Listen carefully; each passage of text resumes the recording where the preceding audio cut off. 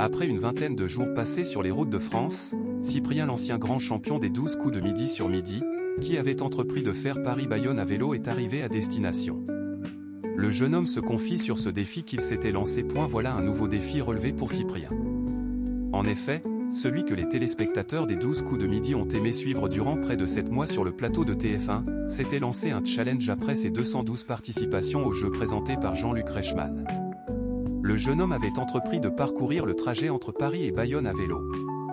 Et bien après une vingtaine de jours de voyage, Cyprien est arrivé à destination, comme le relatent nos confrères d'ici Pays Basque. L'étudiant pianiste et chef d'orchestre a ainsi affronté les 1100 km environ qui séparaient la capitale de la ville du sud-ouest à laquelle il est très attaché, puisqu'il s'agit de là où vit sa grand-mère. Cyprien, 12 coups de midi, a terminé son Tour de France à vélo.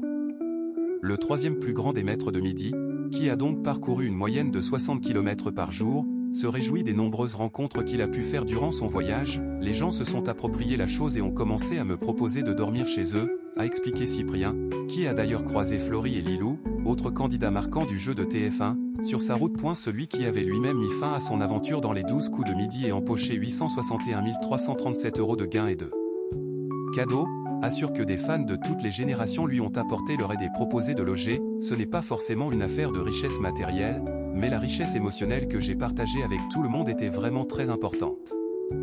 Cyprien, 12 coups de midi, soulagé de pouvoir se retrouver seul avec soi-même.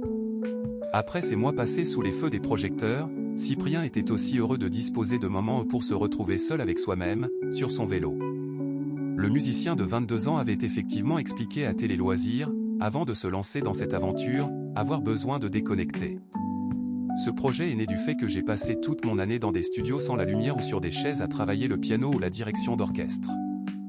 J'avais besoin d'un endroit où j'étais assuré de ne pas pouvoir travailler, affirmait-il remarquant, et sur un vélo, je trouve que c'est un bon endroit.